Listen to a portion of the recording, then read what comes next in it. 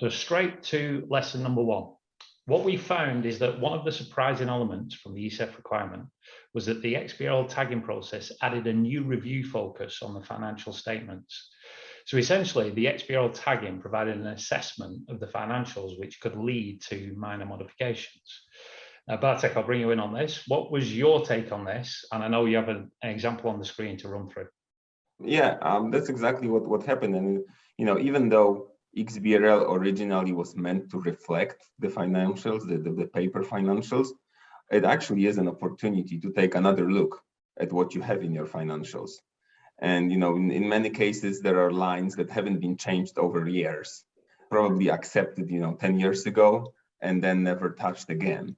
And suddenly with the XBRL tagging, there is an opportunity to take another look, analyze it again, see what might be improved or what is fully correct.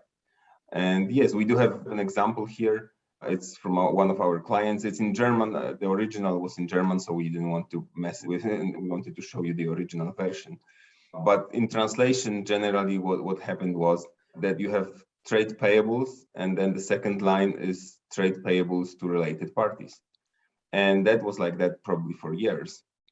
Only when we started tagging, we realized that actually, the first line cannot be trade payables, because the trade payables from related parties would be part of that line. And these are siblings, not parent and child.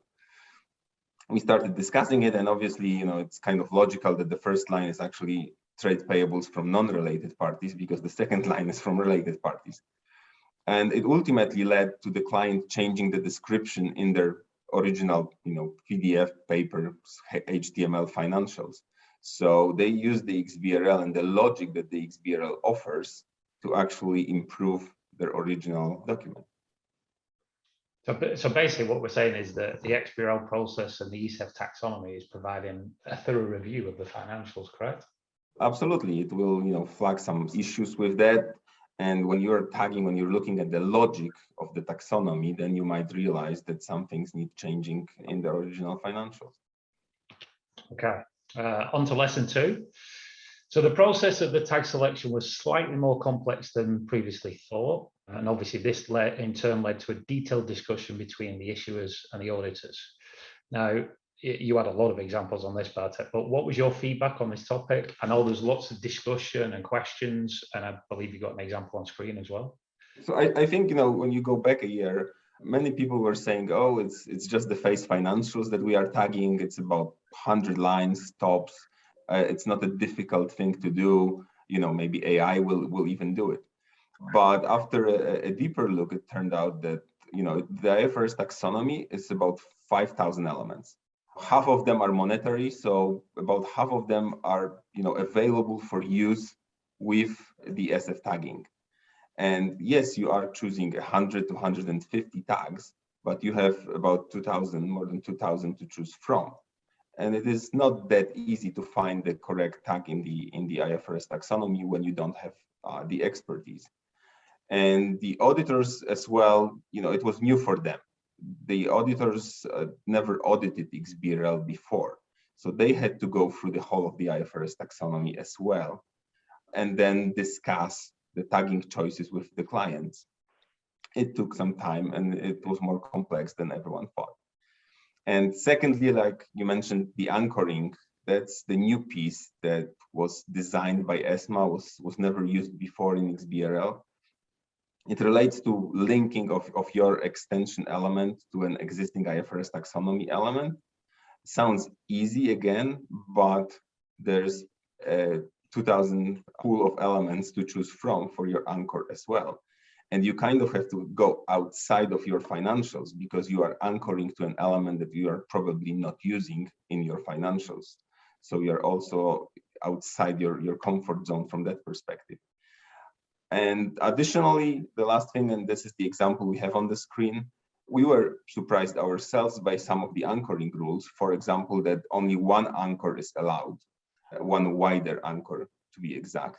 So we had an example of a client who had interest-bearing borrowings from related parties. And it's an extension because such a tag is not available in the IFRS taxonomy. But then the question arose, what do you anchor it to? Do you anchor it to borrowings because it's your interest-bearing borrowings? Or do you anchor it to amounts payable to related parties because your amount is payable to a related party? Which of those two anchors is more important and should be used? And it's an open question that we discussed with the auditors, with the clients. We finally went for one of the two anchors, but I think there is no right or wrong. What we are saying, it's just that it's more complex than you would initially think. Yeah, and again, going back to ESMA and the ESEF requirement, the main point of this is to have comparable data. So the tags need to be right to have consistent XBRL comparable data, correct? Absolutely. If people tag to same accounting concepts to different tags, then you lose the comparability, and the whole effort of XBRL tagging loses its power. And so I would say in summary for this point is that the general thought process is that XBRL expertise is essential when performing the tagging, correct? Absolutely. If you're doing it for the first time, you have 5,000 elements, big taxonomy, you might get lost. And if you are working with someone who has been working with the taxonomy for years, then your life becomes much, much easier.